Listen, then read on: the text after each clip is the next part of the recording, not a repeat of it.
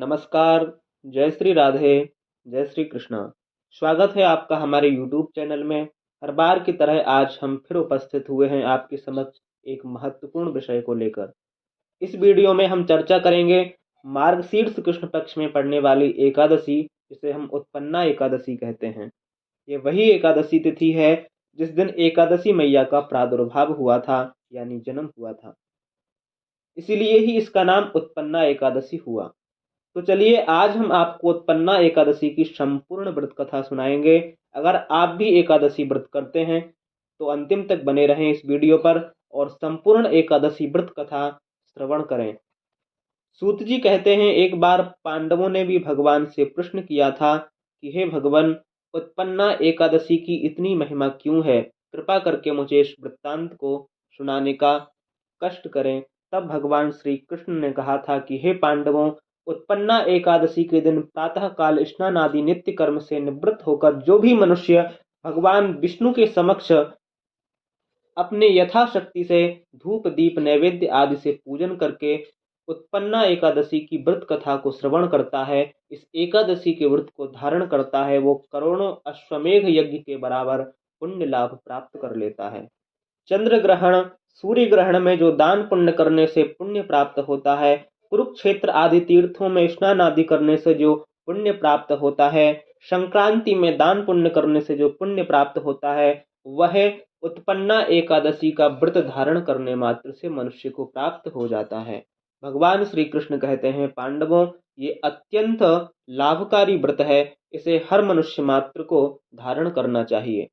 तब पांडव लोग बोले कि हे भगवान, कृपा करके मुझे ये बताइए, आपने इस एकादशी के व्रत को अनेक तीर्थों, अनेक दानों, अनेक पुण्यों से अधिक क्यों बताया है? मुझे समझाकर स्पष्ट करिए। तब भगवान श्री कृष्ण कहते हैं, हे पांडवों, मैं आपको इस उत्पन्ना एकादशी की संपूर्ण कथा सुनाता हूँ, एकाग्र चित्त होकर सुनिए। भगवान कहते हैं, हे पांडवों, सतयुग में मुर नाम का एक महाभयंकर दैत्य हुआ। उस दैत्य के कारण सभी देवता भयभीत रहते थे। उस दैत्य ने इंद्र आदि समस्त देवताओं को हराकर अनेक लोकों पर अपना अधिकार कर लिया था। तब अति दुखी हो इंद्र भगवान तथा सभी देवी देवता मिलकर भगवान शंकर से प्रार्थना करते हैं कि हे महादेव, हम लोग मुर दैत्य के द्वारा अत्यंत दुखित हो मृत्यु लोक में निवास कर रहे हैं। कृपा करके आप हमारा इस दुख से उद्धार कीजिए। इस प्रकार इंद्र के प्रार्थना करने पर भगवान शंकर जी ने कहा, हे देवेंद्र, आप अपने दुखों से छुटकारा पाने के लिए भगवान विष्णु की शरण में जाइए। तब इंद्रादिक सभी देवता भगवान विष्णु के पास क्षीर सागर पर गए, जहां पर भगवान श्रीमन नारायण शयन कर रहे थे। वहां पर देवताओं सहित इंद्र ने भगवान विष्णु की अनेकानेक श्लोकों में स्तुति गाई।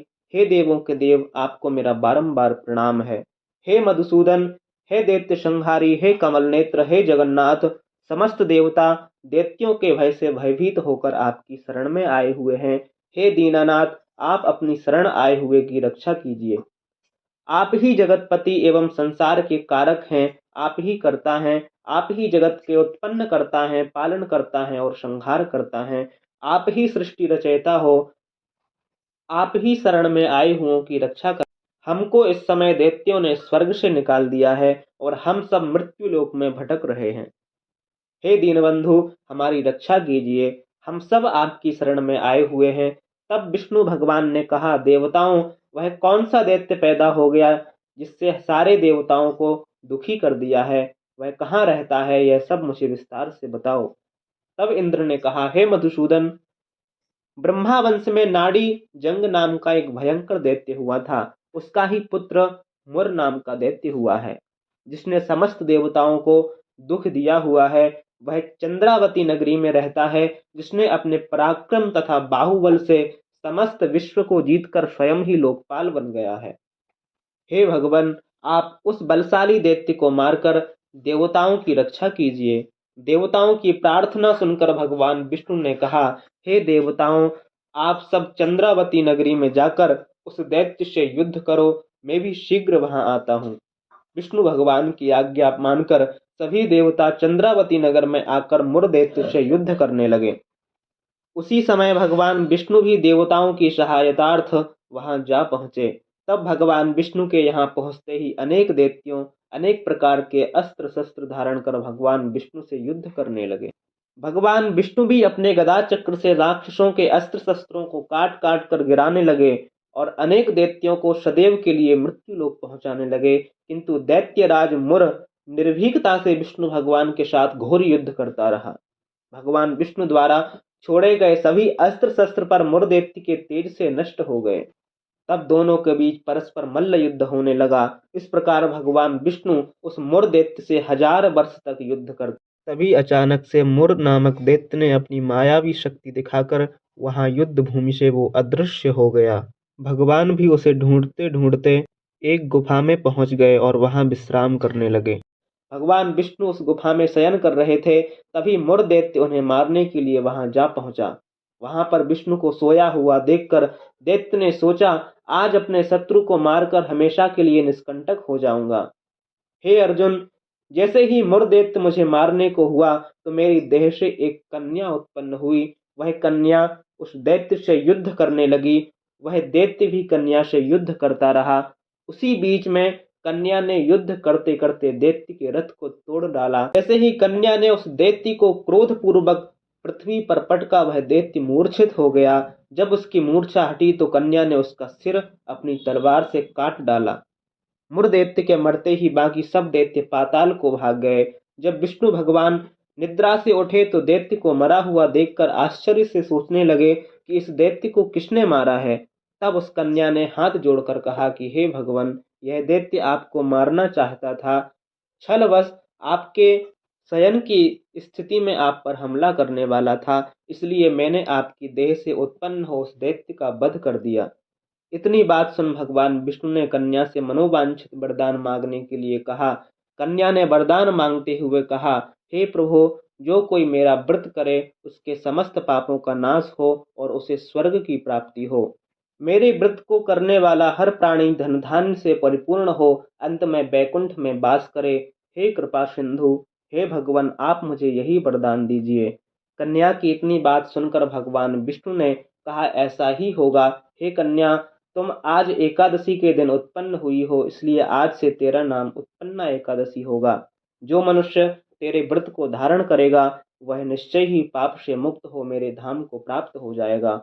आज उत्पन्ना एकादशी के दिन आपको मैं ये वरदान देता हूँ। इस प्रकार वरदान देकर प्रभु अंतर्ध्यान हो गए। तब वह कन्या भी वरदान पाकर अदृश्य हो गई। हे अर्जुन, इस कारण इस उत्पन्ना एकादशी के व्रत का फल सभी तीर्थों के फल से श्रेष्ठ कहा गया है। इस व्रत के करने से शत्रुओं का नाश होता है और सिद्धि की प्राप्ति होती है। अंत में मोक्ष को प्राप्त हो विष्णु लोक को प्राप्त कर जाता है। इस व्रत को करने वाले दोनों पक्षों की एकादशी में भेद न समझना चाहिए। जो विष्णु भगवान के भक्त हैं वे धन्य हैं। मार्गशीर्ष कृष्ण पक्ष की उत्पन्ना एकादशी का व्रत करने वाले मनुष्य को करोड़ों अश्वमेघ यज्ञ का फल प्राप्त होता है और वह इस कथा महात्म्य को सुनकर विष्णु लोक में वास कर अत्यंत स्वर्ग के समस्त सुखों का वह भोग करता है। इस व्रत के 1/4 भाग महात्म्य को श्रवण करने वाले को भी ब्रह्म हत्या के पाप से छुटकारा मिलता है। इस प्रकार मार्गशीर्ष कृष्ण पक्ष में पड़ने वाली यह उत्पन्ना एकादशी अत्यंत श्रेष्ठ कारक है, पुण्य लाभ प्राप्त कराने वाली है। हम और आपको सभी को इस व्रत को धारण करना चाहिए। तो ये हुई उत्पन्ना एकादशी की व्रत कथा। आप सभी को एकादशी की बहुत बहुत शुभकामनाएं। आशा करते हैं आपको ये जानकारी पसंद आई होगी। अगर वीडियो पसंद आया है तो हमारे चैनल को सब्सक्राइब करिए। बहुत बहुत धन्यवाद।